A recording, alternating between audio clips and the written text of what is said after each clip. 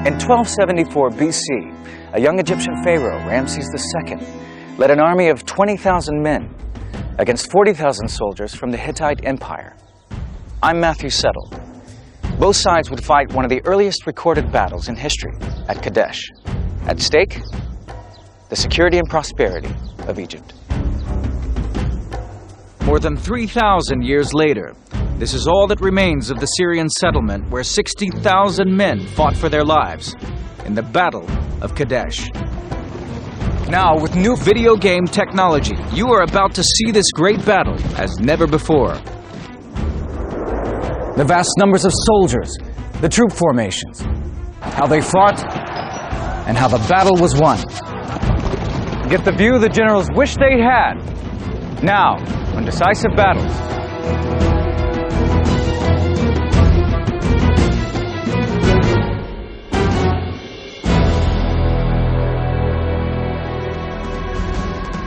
"3,000 years ago, in 1274 BC, Syria was the crossroads of the ancient world, where the trade routes from the west met those from the east. Timber, gold, and spices from the east were traded for copper and tin from the west. Syria has been a battleground throughout most of its history.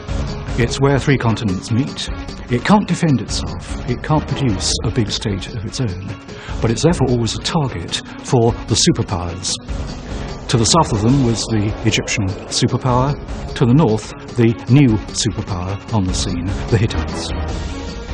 The city of Kadesh was on the borderland, where the Egyptian and the Hittite empires met. Both Ramesses and the Hittites want to take Kadesh. Kadesh is important because it actually controls trade routes over land. It allows access south if you're coming from the Hittites, or north if you're coming from Egypt. For nearly 200 years, the Egyptians and the Hittites had fought for control of central Syria. The Hittites' power base was the Anatolian highlands of modern-day Turkey. Egypt was a desert kingdom, totally reliant on the fertile strip along the River Nile, which was maintained by annual floods. Egypt was run by a sun king, a pharaoh who was a god upon earth. It was the first centralized state in history. On the whole, it was rather isolationist. It thought it knew best. Foreigners were inferior, but foreigners had to be kept in check. In 1482 BC, Pharaoh Thutmose III had defeated the Hittites in the Great Battle of Megiddo. But most confrontations were on a much smaller scale, and massive military encounters like this were rare. Then in 1279 BC, the 25-year-old Ramses II was crowned Pharaoh of Egypt. Ramesses II is an absolutely fascinating character, and he left his mark up and down the Nile. He was a great one for carving his name into things, building monuments, leaving statues. We even have his body, so we feel that we know a lot about Ramesses. We know something of Ramses' physical appearance because his mummy has survived. He was tall for an ancient Egyptian, probably around 5'7", and he probably had red hair, the result of earlier intermarriage with Asian peoples. To be pharaoh was absolutely the best job there was. It meant that you were a demigod. You weren't just a person. You were the richest man in the world. You were the most powerful man in the world. Ramses had already had his share of military experience. As a very young crown prince, he had campaigned with his father, Seti, in Libya and Syria. Seti had captured the strategic city of Kadesh in Syria, but it had fallen back into the hands of the Hittites. Recapturing Kadesh would now show that he was a great commander, as great as his father, and would give him access to east and west trade routes. Ramesses was a young man for whom the horizon had no frontiers at all. He decided, what Dad couldn't do, I will do. He was going to be it, and he had all the ambition of youth. Ramesses II was a young man in a hurry. He wanted to be not merely a pharaoh, he wanted to be the greatest pharaoh there ever had been or ever would be. He wanted the gods to know that they had a super pharaoh on their hands. The Hittite king, Muwatallis, he's not been on the throne that long himself. He gets enraged when Ramesses says that he's going to claim back Kadesh, which he regards as his own territory. The father of Muwatalli and Ramses' father Seti had fought one another. Now both sons would settle their unfinished business. Muwatalli called for troops from all parts of his empire and produced one of the largest armies ever fielded by the Hittites. 2,500 chariots and 40,000 infantry. What makes Kadesh, I think, very interesting in that we have two people who think that they can't be beaten coming up against each other. Ramses' strategy would have come as no surprise. His plans to capture Kadesh were openly discussed at the Egyptian court. If Ramses II had had prime-time television, he would have gone on it and said, "I intend to conquer Kadesh and kick the Hittites out of Syria." I have no doubt that the news that came back from Egypt would also tell Muwatalli the character of the young king. This man's only 25, this man thinks he can do anything, this man is impetuous, this man's in a hurry, and Muwatalli might even been rubbing his hands saying, right, we know how to deal with this sort of sucker. Campaigning always took place during the spring and summer, so that there was a ready supply of food for an army on the march. The armies of this period were built around infantry and chariots.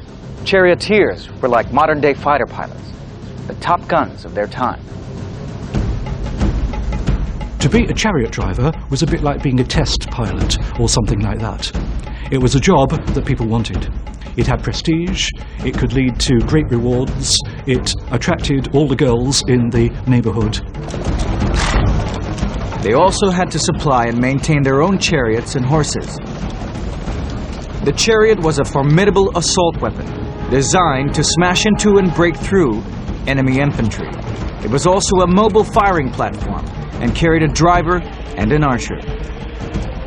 The two main weapons of the charioteer were the spear, designed for close-up work once the chariot was amongst the enemy, and the composite bow.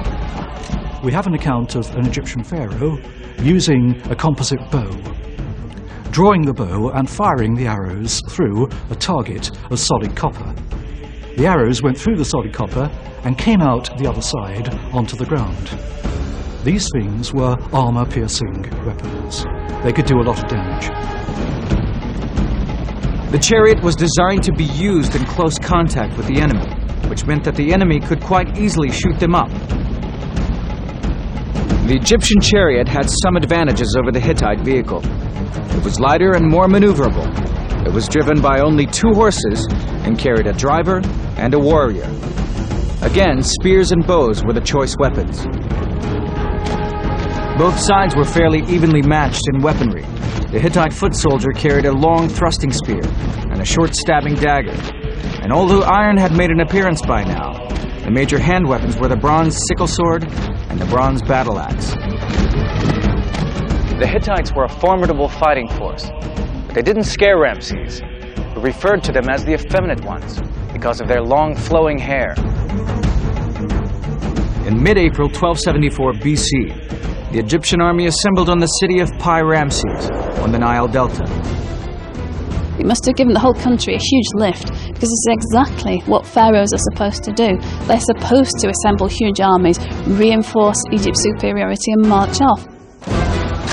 From there, it was a month-long march to the battlefield on the plain of Kadesh. The outcome would make or break the young pharaoh and decide the future of Egypt.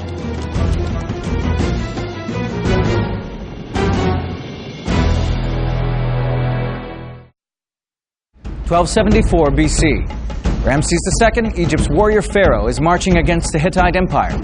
At stake, the riches of Syria and the security of Egypt. The Egyptian army was divided into 4 corps. Each had 4,000 infantry. Another 1,000 men crewed the 500 chariots attached to each corps. By the time of Ramses, the Egyptian army was formed into 4 big divisions. They were named after some of the main gods of the kingdom. The 4 corps were the Amun from Thebes, the Re after the sun god from Heliopolis, the Set after the storm god of the Nile Delta, and Ptah, the creator god. Each corps was commanded by a general, with the pharaoh as overall commander-in-chief. In battle, these men would form a kind of early phalanx, with experienced troops at the front and raw recruits at the back. On the march, the corps did not group together as a single army, but traveled as independent units, often strung out over miles of desert. This system had evolved because the pharaoh hardly ever fought large pitched battles. His short, localized wars were usually fought by one corps at a time. Also split up over a wide area, it was easier for the army to live off the land. For the entire regiments of Amun, and then Re, and then Ptah, and then Seth, we need something like, I think, a mile and a half or 2 miles range of force traveling up through Canaan and Galilee.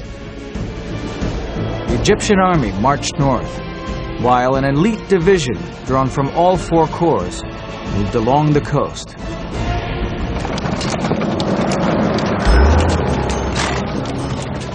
By late May, Ramses was just a day's march away from Kadesh. He was leading the Amun Corps, which had raced miles ahead of the rest of the army. Shortly after daybreak, he struck camp and set out to reach the city by nightfall. Though both kings knew where the battle would be fought, neither knew exactly when it would begin, and neither knew exactly where the opposing army was. That night, Ramses' soldiers found 2 Bedouin. Under heavy interrogation, they maintained they had not seen the Hittite army. When Ramses heard that the Hittites were nowhere to be seen, he thought that his wildest dreams had all come true at once. There was Kadesh, he could simply walk into it, take it, and everything would fall into place. Ramses breathed a sigh of relief. He now had time to rest and feed his men, and wait for the other corps to catch up. He set up his tent and sat inside on a throne of gold. But Ramses was in for a shock. The next morning, 2 Hittite scouts were captured. They refused to talk, but after a brutal beating, they were dragged before Ramses and blurted out the truth. The Hittite army was not days away. They were more numerous than the sands of the riverbanks, and they were lying in wait behind a nearby hill. Ramses was horrified. The Hittites were within striking distance, and he had only 1 corps of troops. 5,000 Egyptians against Muwatalli and his 40,000 Hittites. Why we know what happened next is what makes Kadesh so significant. Kadesh is the oldest recorded battle that we can accurately reconstruct. A contemporary poem to the pharaoh contains a narrative of the Kadesh campaign, and the walls here in the Ramesseum at Luxor are covered with scenes from the battle.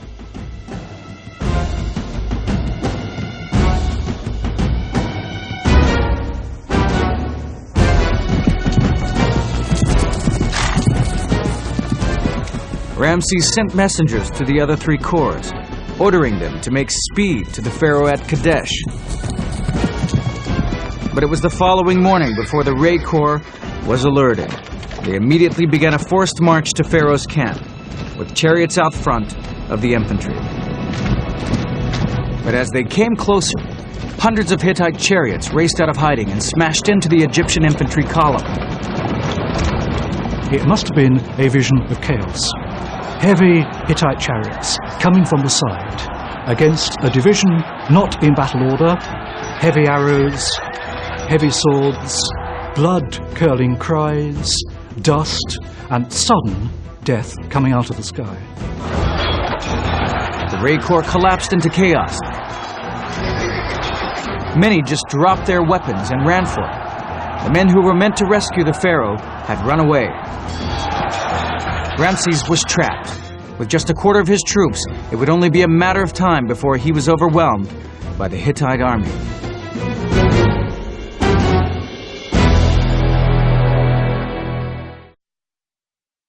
(1274 BC). The Egyptian pharaoh Ramses II is battling the Hittite Empire for control of Syria. The Re Corps infantry had been cut to pieces. There was little the charioteers at the front could do. Then they saw another mass of Hittite chariots headed straight for Ramses' camp. They galloped to warn the pharaoh and made it to the camp just in time. Ramesses was still in his tent, still shouting at his generals, trying to apportion blame and sort out the mess, when suddenly there was an influx of Egyptian chariots followed by 2,500 Hittite chariots, and it was just complete panic. The Hittite chariot crashed through the defenses, and a bloody fight began with the defending infantry. But as they rolled into the camp, they were slowed down by the numbers of tents and equipment. Chariots collided with one another in the confined space.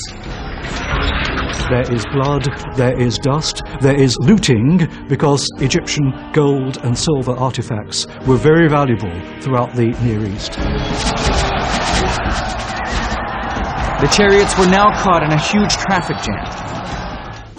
Even worse, the Hittite chariots had been so eager to charge into the Egyptian camp that they had left their infantry far behind. The Hittite infantry outnumbered the Egyptian soldiers by 2 to 1, but they were nowhere near the battle. Egyptian archers began firing into the mass of chariots. Egyptian foot soldiers hauled the Hittites from the chariots by their long hair and slashed them across the throat. The slaughter was constant and brutal. Now Ramses took control. Seizing his chance, he led the remainder of his chariots out of his camp at a fast gallop and swept round in an arc in a counterattack on the Hittites. There were only 2 things to do. One was to hope that reinforcements would somehow appear. The other was to charge straight at the Hittite lines and show how brave you are. Ramesses was naive, he was misguided in many ways, but he was brave. He prays to the warrior god, who he calls his father, and pleads that he will not desert him in his critical hour. Then he charges. Luck was on Ramses' side. With incredible timing, the chariots of the elite division from the coast arrived to join the battle. They had sped on ahead, leaving the infantry behind.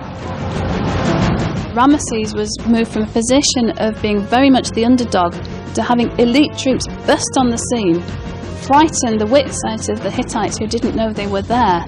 Suddenly the whole battle turned around. Of course, the Hittites had no idea how many more troops there might be out there. The Hittite chariot teams were exhausted and were being cut to pieces by powerful arrows from thousands of composite bows. The lighter Egyptian chariots were faster and more stable than their enemies. Keeping out of range of the Hittite javelins, they fired volley after volley of arrows into the densely packed chariots. What the Egyptians can do is fire arrows at them, and they cannot maneuver and fight back. It is what is called a turkey shoot. Every time the Hittites tried to get a grip on the Egyptians, they were driven back by the hail of arrows. There was nothing left but to make a break for it. The retreat turned into a headlong rush for safety. Broken chariots and screaming and dying horses littered the ground. The Egyptian foot soldiers, following in the wake of the chariots, finished off anyone they found alive. When an Egyptian soldier killed a Hittite, he would cut off the dead man's right hand. This was then taken to the pharaoh as proof of victory. After the battle, the pile of hands was counted to calculate the number of enemy dead. The Egyptian system of military organization had almost lost the battle. Thousands of soldiers had been strung out over miles of desert. The pharaoh had never been able to gather all his troops together and throw his full military might against the Hittites. But things had been worse for Muwatalli. He had brought 40,000 Hittite infantry to Kadesh. None of them fought in the battle. Both he and Ramses had fought a completely different battle than the one they had planned for. Ramses could not hope to hold territory in Syria with his small army. He fell back to Egypt and eventually signed a peace treaty with the Hittites. Later, he took 2 Hittite princesses as wives. This resulted in peace and prosperity throughout the area for the next 90 years. I think from the Kadesh battle inscriptions, we get a genuine sense that he stepped out of the mythology He stopped being the demigod, and he actually became a man who was on a battlefield and who was frightened and yet managed to fight his way out of danger. If the Hittites had won, the entire area of what we call Palestine would have fallen under their rule. Large parts of the Bible are to do with Egypt. We might not have had any of that. We wouldn't even have the Bible in the form in which it's written for us. It might have been written in Hittite. Ramses himself ruled for another 70 years, giving Egypt a rare period of continuity. During his long life, he took 200 wives, had 96 sons and 60 daughters, and his luck held. Throughout his reign, the Nile regularly flooded, giving good harvests. But in 1274 BC, none of this had been certain. Ramses knew that the Battle of Kadesh had played a big part in making it possible. The young pharaoh had made his reputation and secured Egypt's borders, and he never wanted his people to forget it. He ordered the walls of his temple here at Luxor, the Ramesseum, to be inscribed with scenes from the battle. Today, more than 3,000 years later, people come from all over the world to read the story of Ramses and the Battle of Kadesh.